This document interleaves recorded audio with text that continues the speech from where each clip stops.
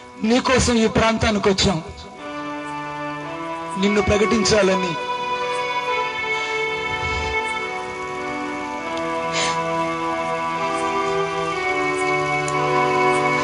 నిన్ను ప్రజలకు చూపించాలని, నీ నామం ఇక్కడ ప్రకటించబడాలని నీకోసం వచ్చాను. ఈ కనికరమైన హస్తాన్ని మా మీద ఉంచండి. నాకు నీవు సమీపంగా ఉన్నట్టు ఏ జనాంగానికి ఏ దేవుడు సమీపంగా లేడు. నీ వాక్ ప్రత్యక్షత నాకు అనుగ్రహించండి.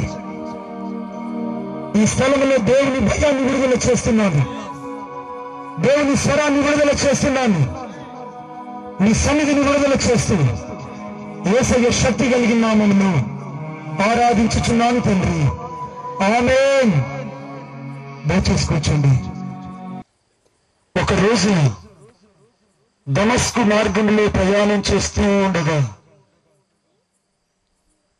ఒక వ్యక్తి నజరేయుడని యేసు దర్శించాడు. ఓ మధ్యాహ్న కాల సమయంలో, సౌలా సౌలా సౌలా, నీవేళ నన్ను హింసించుచున్నావు, నీవేళ నన్ను హింసించుచున్నావు. ఆ స్వరము సౌలుతో మాట్లాడగానే, నీవెవరు అని ప్రశ్నించిన తరువాత ఆయన అన్నాడు, నీవు హింసించుచున్న యేసును నేను. సౌలా సౌలా, నీవు హింసించుచున్న యేసును నేను. తరలి ఉంచండి, ప్రార్థన చేసుకుందాం. తండ్రి, నీకు వందనాలు. నీ సన్నిధి మా మధ్య ఉన్నందులకే స్తోత్రాలు. నీవు మాతోనూ మాలోనూ ఉన్నందులకే స్తోత్రాలు. మీరేమై ఉన్నారో మా మధ్య ప్రత్యక్షంగా నిలిచి ఉన్నందులకే స్తోత్రాలు చెల్లిస్తున్నాను. చదువుబడిన అపోస్తుల కార్యం 9వ అధ్యాయంలోని వాక్య భాగాన్ని మీరు ఆశీర్వదించమని, విరిచి వడ్డించమని, మాతో మాట్లాడమని నజరేయుడైన యేసయ్య శక్తి కలిగిన నామములో ప్రార్థించి వేడుకొనుచున్నాను తండ్రి. ఆమేన్. ఆ స్వరము మాట్లాడింది, సౌలా సౌలా, నీవేళ నన్ను హింసించుచున్నావు, నీవు హింసించుచున్న యేసును నేను. నీవు హింసించుచున్న యేసును. చాలా మంది యేసుక్రీస్తు ప్రభువును ప్రేమిస్తున్నామని చెప్పి హింసిస్తుంటారు.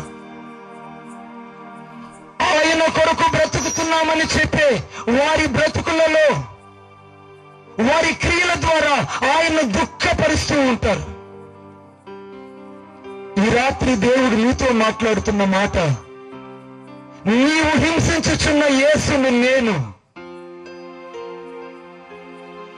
నీ మాటల ద్వారా హింసిస్తున్న యేసు, నీ క్రియల ద్వారా హింసించబడుతున్న యేసు, నీ ప్రవర్తన ద్వారా హింసించబడుతున్న యేసు, నీ వ్యక్తిగత జీవితం ద్వారా హింసించబడుతున్న యేసు ఈరోజు నీతో మాట్లాడుతున్నాడు. నీవేళ నన్ను హింసించుచున్నావు. కొంతమంది పాపం చేస్తున్న యేసుని హింసిస్తుంటారు, కొంతమంది వ్యభిచారాలు చేస్తున్న యేసుని హింసిస్తుంటారు, మరి కొంతమంది అతిక్రమాల చేతన జీవితాన్ని అలవరుచుకొని హింసిస్తుంటారు, మరి కొంతమంది యేసుకు వ్యతిరేకంగా పాపం చేస్తూనే హింసిస్తుంటారు. పేరుకు క్రైస్తవులే, పేరుకు యేసును గ్రహించిన వాళ్ళే, వారి జీవితాల్లో బైబిల్ ఉన్నది, వారి జీవితాల్లో సత్యం ఉన్నది, వారి జీవితాల్లో యేసును గురించిన సర్వసత్యం వారికి తెలుసు. కానీ వారు ఆయనను హింసిస్తుంటారు, ఆయనను హింసిస్తుంటారు. ప్రేమిస్తున్నామన్న నోటితో ఎలా హింసిస్తారు మనుషులు? ఆరాధిస్తున్నామని చెప్పిన ఈ నోటితో యేసును ఎలా హింసిస్తారు? ఆకాను కూడా ఇశ్రాయేలు దేశంలో తాను పాపాన్ని వెంబడించాడు.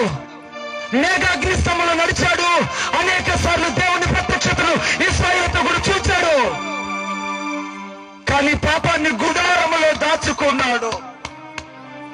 పాపాన్ని గుడారములో దాచాడు. నీ జీవితంలో పాపాన్ని నీ గుడారంలో దాచినంత కాలం యేసును నీవు హింసిస్తుంటావు. నీ క్రియల ద్వారా పాపము నీ గుడారాలలో ఉన్నంత కాలం, నీ మస్తిష్కాలలో పాపము నిలిచినంత కాలం, నీవు యేసుకు వ్యతిరేకంగా పరిగెడుతున్నంత కాలం నీవు ఆయనను హింసిస్తుంటావు. నీవు మునికోలకు ఎదురుతున్నావు సౌలో. నీవు మునికోలకు ఎదురు తినడం కష్టము నా కుమారుడు, నా కుమార్తె. యేసును నమ్మిన నీవు పాపంతో చెలగాటమాడుతున్నావు. యేసును నమ్మిన నీవు చీకటితో చెలగాటమాడుతున్నావు. యేసును నమ్మిన